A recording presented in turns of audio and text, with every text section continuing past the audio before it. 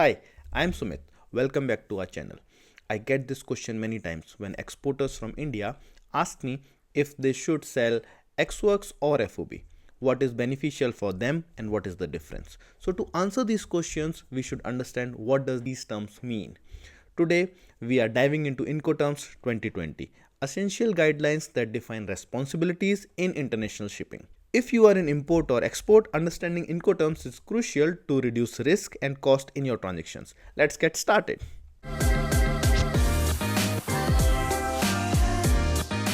Incoterms, short of International Commercial Terms, were first published by the International Chamber of Commerce in 1936 and updated over the years.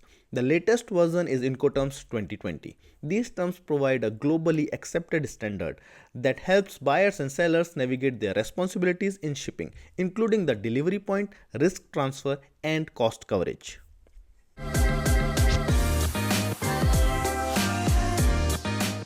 Why do Incoterms matter? Well, without clear terms, there can be misunderstanding about who is responsible for what in the shipping process. Incoterms reduce this risk by clearly defining obligations, reducing potential disputes over things like who pays for freight or who covers insurance.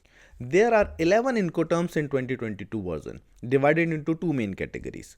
Those that apply to any mode of transport and those specific to sea and inland waterway transport. Let's explore each category and its terms.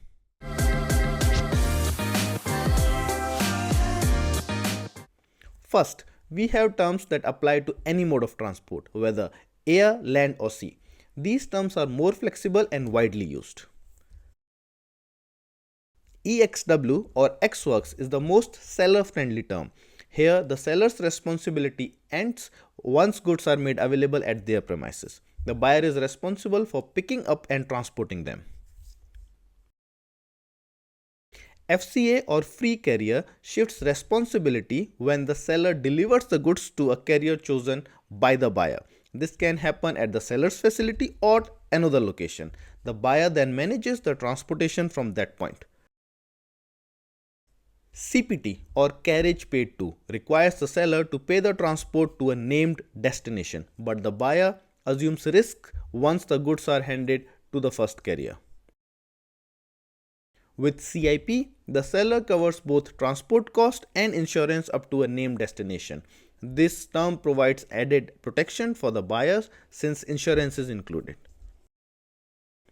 DAP or delivered at place means the seller delivers the goods ready for unloading at the buyer's location. The buyer is only responsible for unloading and any taxes, duties or customs.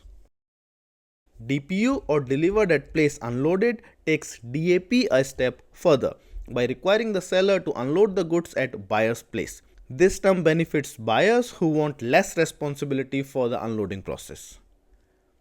DDP or delivered duty paid puts the maximum responsibility on the seller. They handle everything including transportation, insurance and customs duty, ensuring that buyer receives the goods without additional cost.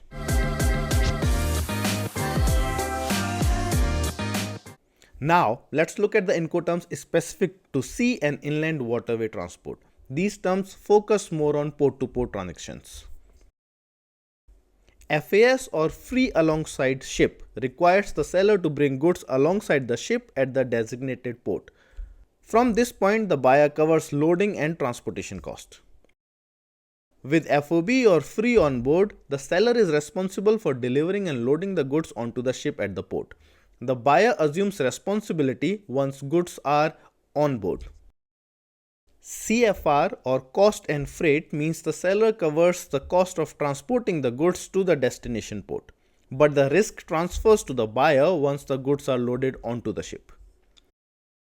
Lastly, CIP or cost, insurance and freight includes both shipping cost and insurance up to the port of destination.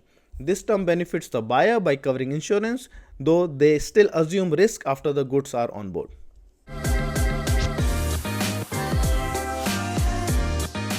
Each Incoterm has unique advantages and suits different business needs. If you prefer to minimize cost and risk as a buyer, terms like ex-work or FCA may work best. For maximum control over the process, DDP might be the best fit. Consider factors like location, transportation mode, and the nature of goods before deciding.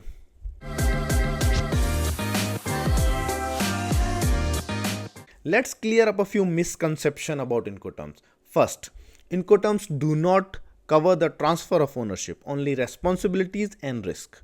They also don't replace contracts, they supplement them. Here are some tips when using Incoterms. Always specify the location in Incoterms agreements, like FOB Mundra Port rather than just FOB.